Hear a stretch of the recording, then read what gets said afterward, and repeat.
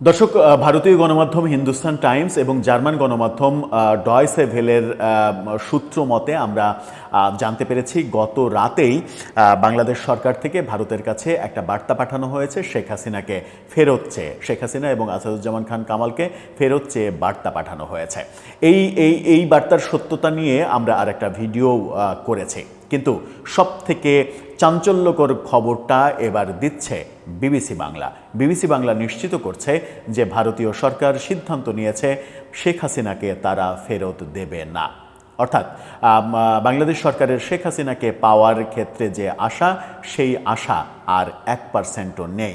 BBC এই চাঞ্চল্যকর খবরটা কোন সূত্রে দিচ্ছে, কিভাবে সেই আলোচনাটা উঠে আসলো, বাংলাদেশের সঙ্গে ভারতের যে প্রত্যর্পণ চুক্তি রয়েছে সেই চুক্তি থাকা সত্ত্বেও ভারত কোন কোন পয়েন্টের ভিত্তিতে শেখ হাসিনাকে ফেরত না দিয়ে নিজের দেশে রাখতে পারবে, সেগুলোও তুলে এনেছে বিবিসি। সেগুলো আলোচনা করে বোঝার চেষ্টা করব যে শেখ হাসিনাকে ভারত যখন ফেরত না দেওয়ার সিদ্ধান্ত নিয়ে ফেলেছে তখন বাংলাদেশের ভূমিকাটা কি হতে চলেছে। থাকবেন পলিটিক্স টিভির নিয়মিত আয়োজনে।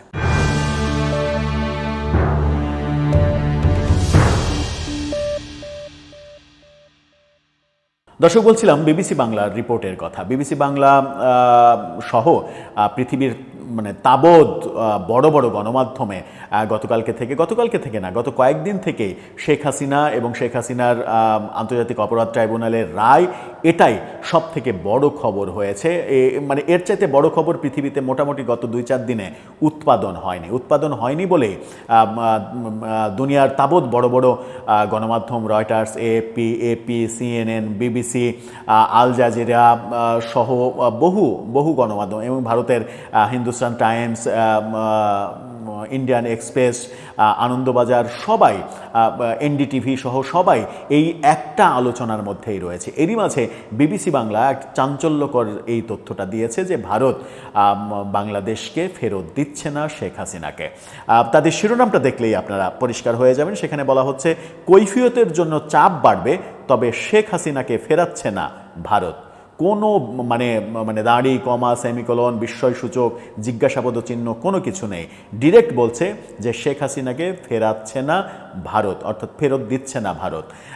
এই খবরের ভেতরে, এই খবরটা দিল্লি থেকে বিবিসি বাংলার প্রতিনিধি শুভজ্যোতি ঘোষ তিনি এই প্রতিবেদনটা তৈরি করেছেন।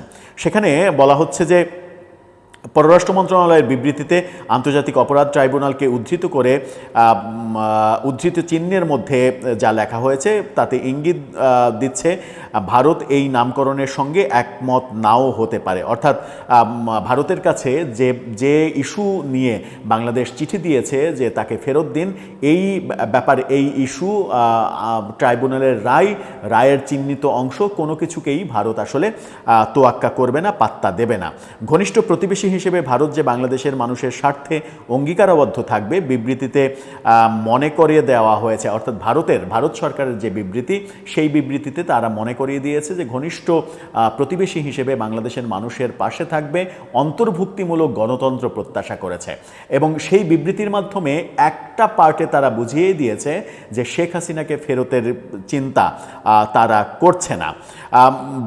ভারতের শীর্ষস্থানীয় কর্মকর্তারা বিবিসিকে বলেছেন, এই রায়ের ফলে শেখ হাসিনাকে নিয়ে দিল্লির অবস্থান আদৌ বদলাচ্ছে না এবং তাকে বাংলাদেশের হাতে তুলে দেওয়ারও কোনো প্রশ্নই উঠছে না, এমনটা বলা হচ্ছে। বস্তুত শেখ হাসিনা এই পর্বে জবে থেকে ভারতে পা রেখেছেন, গত বছরের 5 আগস্ট 2024 এ থেকে আশ্রয় বা আতিথ্যতা নিয়ে ভারতের অবস্থান অবিকল রয়েছে। অর্থাৎ ভারতের অবস্থান এতটুকু বদলাচ্ছে না। কিন্তু ভারতের যে ঘোষিত অবস্থান এবং অঘোষিত অবস্থান, দুইটার মধ্যে পার্থক্য রয়েছে। ঘোষিত অবস্থান হচ্ছে একটি বিশেষ পরিস্থিতিতে বাংলাদেশের সাবেক প্রধানমন্ত্রীর সুরক্ষা ও নিরাপত্তার কথা ভেবে তাকে এদেশের সাময়িক ফর দ্য টাইম বিইং আশ্রয় দেয়া হয়েছে, এর বেশি কিছু নয়। এটা হচ্ছে ভারতের ঘোষণা। কিন্তু ঘোষণার অন্তরালে অঘোষিত সত্য সেটা হচ্ছে যে ভারত সিদ্ধান্ত নিয়েছে যে তাকে কোনোভাবেই ফেরত পাঠাবে না। আন্তর্জাতিক অপরাধ ট্রাইব্যুনালে শেখ হাসিনার বিরুদ্ধে সাজা ঘোষণার পরেও ভারতের সেই অবস্থান অপরিবর্তিত থাকছে। এর অর্থ তাকে আশ্রয় দেওয়ার সিদ্ধান্ত বা ভারতের মাটিতে তাকে আপাতত রেখে দেওয়ার সিদ্ধান্ত পুনর্বিবেচনা করা করার ব্যাপারে তারা আদতেও ভাবছে না। এটা নিয়ে তাদের পুনর্বিবেচনা করার স্কোপ নেই। তারা শেখ হাসিনাকে তাদের মাটিতে রাখছে। তবে এখন প্রশ্ন উঠতেই পারে যে দুই দেশের মধ্যকার যে চুক্তি, প্রত্যার্পণ চুক্তি, সেই চুক্তির তাহলে কি হবে? চুক্তি অনুযায়ী কি ভারত শেখ হাসিনাকে ফেরত দিতে বাধ্য? এর সহজ উত্তর হলো সেই চিঠি, সেই চিঠি পাওয়ার পর, প্রথম যে চিঠি গত বছরের ডিসেম্বরে দেওয়া হয়েছিল, সেই চিঠি পাওয়ার পর বছর ঘুরতে চললেও ভারত সেই চিঠি নিয়ে একেবারে চুপচাপ বসেছিল। কিন্তু এবারে হয়তো তা নিয়ে মুখ খোলার জন্য তাদের উপরে চাপ বাড়বে, কিন্তু সেই চাপে তারা সাড়া দেবে না, এমনটা বিবিসি বলছে। প্রত্যার্পণ চুক্তি অনুযায়ী শেখ হাসিনাকে ফেরত চেয়ে বাংলাদেশের পক্ষ থেকে ভারতকে একটি কূটনৈতিক পত্র বা নোট ভার্বেল পাঠানো হয়েছিল গত বছরের ডিসেম্বরে। সেটাতে ভারত কোনো চুক্তি দেয়নি।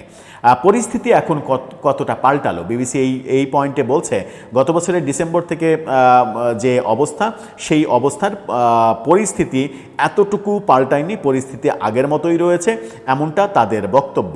প্রত্যার্পণ চুক্তিতে কি রয়েছে? যে চুক্তি অনুযায়ী ভারত বাংলাদেশকে শেখ হাসিনার প্রত্যার্পণ নিশ্চিত করতে বাধ্য কিনা, সেখানে যদি আমরা দেখি তাহলে বাংলাদেশ এবং ভারতের মধ্যে 2013 সালে স্বাক্ষরিত প্রত্যার্পণ চুক্তিতে একটি গুরুত্বপূর্ণ ধারা আছে। আর সেটা হলো, যার হস্তান্তরের জন্য অনুরোধ জানানো হবে তার বিরুদ্ধে অভিযোগটা যদি রাজনৈতিক প্রকৃতির হয় তাহলে সেই অনুরোধ খারিজ হয়ে যাবে।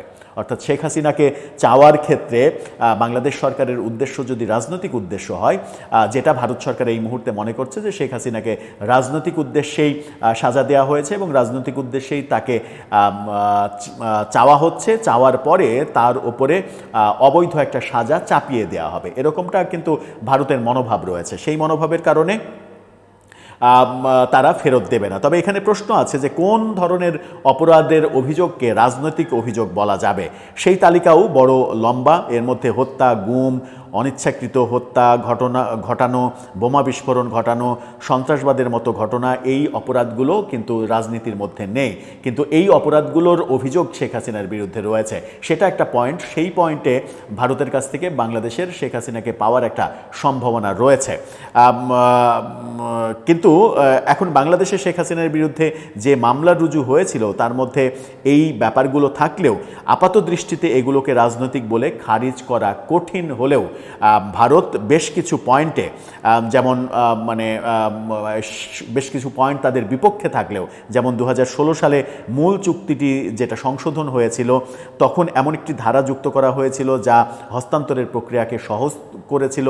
শেখ হাসিনা ভারতে থাকা বাংলাদেশি আসামিদের যেন সহজে ফিরিয়ে আনা যায়, সেই কারণে চুক্তিটা অনেকটা সহজ করেছিলেন। সেটাও একটা পয়েন্ট হতে পারে শেখ হাসিনাকে ফেরত পাওয়ার জন্য একটা পজিটিভ পয়েন্ট। সেই পয়েন্টটা ছিল সংশোধিত চুক্তির 10-3 ধারায় বলা হয়েছিল, কোনো অভিযুক্তের হস্তান্তর চাওয়ার সময় অনুরোধকারী দেশকে সেই সব অভিযোগের পক্ষে কোনো সাক্ষ্য প্রমাণ পেশ না করলেও চলবে, শুধু সংশ্লিষ্ট আদালতের গ্রেপ্তারি পরোয়ানা পেশ করলেই সেটিকে বৈধ অনুরোধ হিসেবে ধরা হবে। অর্থাৎ আদালতের গ্রেপ্তারি পরোয়ানা থাকলেই প্রত্যার্পণ করা সম্ভব, এই ধারা যুক্ত করা হয়েছিল। কিন্তু বলা হচ্ছে, কিন্তু এর পরেও চুক্তিতে এমন কিছু ধারা আছে যেগুলো প্রয়োগ করে অনুরোধ প্রাপক দেশ তা খারিজ করে দেওয়ার ক্ষমতা রাখে। অর্থাৎ ভারত বেশ কিছু পয়েন্ট রয়েছে যে পয়েন্টগুলোতে এই প্রত্যার্পণের যে চুক্তি, সেই চুক্তি খারিজ করে দিতে পারে। যেমন অনুরোধ প্রাপক দেশেও যদি ওই ব্যক্তির বিরুদ্ধে কোনো প্রত্যার্পণযোগ্য অপরাধের মামলা চলে তাহলে সেটা দেখিয়ে অন্য দেশের অনুরোধ খারিজ করা যায়। শেখ হাসিনার ক্ষেত্রে অবশ্যই এটা প্রযোজ্য নয়, কারণ ভারতে তার বিরুদ্ধে কোনো মামলা নেই। দ্বিতীয় ধারাটি হলো, যদি অনুরোধ প্রাপক দেশের মনে হয় অভিযোগগুলো শুধুমাত্র ন্যায় বিচারের স্বার্থে সরল বিশ্বাসে আনা হয়নি, এটাই সবথেকে গুরুত্বপূর্ণ পয়েন্ট। অভিযোগগুলো শুধুমাত্র ন্যায় বিচারের স্বার্থে সরল বিশ্বাসে আনা হয়নি, তাহলেও এই চুক্তির ব্যাপারে অর্থাৎ প্রত্যার্পণের আবেদনটা খারিজ করে দিতে পারবে ভারত। এই একটা পয়েন্টে বিবিসি বলছে যে এই একটা পয়েন্টেই ভারত সমস্ত আবেদন বাতিল করে দিতে পারে। চুক্তি অনুযায়ী, চুক্তির মধ্যে থেকে। অভিযোগগুলো যদি সামরিক, আবার বলা হচ্ছে অভিযোগগুলো যদি সামরিক অপরাধের হয় যা সাধারণ ফৌজদারি আইনের পরিধিতে পড়ে না, তাহলেও একইভাবে নাকচ করে দিতে পারে ভারত।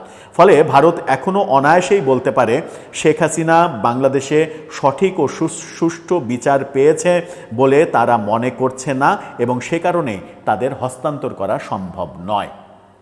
অর্থাৎ ভারত শুধুমাত্র যদি এটুকু মনে করে যে শেখ হাসিনাকে মানে একটা অন্য উদ্দেশ্যে ফেরত নেওয়ার চেষ্টা করা হচ্ছে, যেখানে তার সুষ্ঠু বিচার, নিরপেক্ষ বিচার সরল বিশ্বাসে চাওয়া হচ্ছে না, নিরপেক্ষ বিচার হবে না, শুধু যদি এটা মনে করে, তাহলেই ভারত তাকে চুক্তি অনুযায়ী ফেরত না দেওয়ার ক্ষমতা রাখে।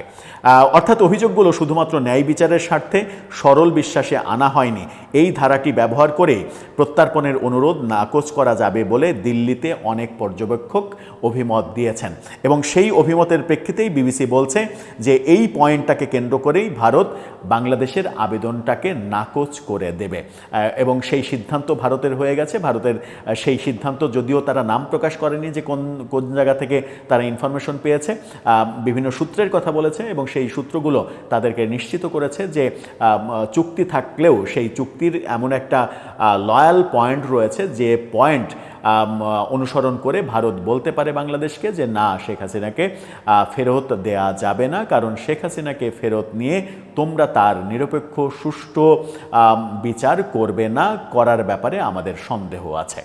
তাহলে বাংলাদেশ সরকার কোন যুক্তি উপস্থাপন করবে? বাংলাদেশ সরকার কিভাবে ভারতের কাছে এই প্রমাণ দাখিল করবে যে বাংলাদেশে যে বিচার কাজ চলছে, বিচার ব্যবস্থা চলছে শেখ হাসিনার বিরুদ্ধে, যে আয়োজন চলছে শেখ হাসিনার বিরুদ্ধে, সেটা সুষ্ঠু, আন্তর্জাতিক মানসম্পন্ন, নিরপেক্ষ এবং রাজনৈতিকভাবে বায়াসড কিংবা প্রতিহিংসা বশবর্তী হয়ে কাজগুলো করা হচ্ছে না? এটা বাংলাদেশ সরকারকে প্রমাণ করতে হবে, তাহলেই শেখ হাসিনাকে ফিরে পাওয়া তাদের পক্ষে সম্ভব হবে, যেটা বিবিসি বলছে রীতিমতো অসম্ভব একটা ব্যাপার। তাহলে কি শেখ হাসিনার বিরুদ্ধে যে রায় হলো সেটা রায়ের মধ্যেই, রায়ের তুষ্টির মধ্যেই সীমাবদ্ধ থেকে যাচ্ছে? এটা বাস্তবায়ন করা একেবারেই অসম্ভব হচ্ছে।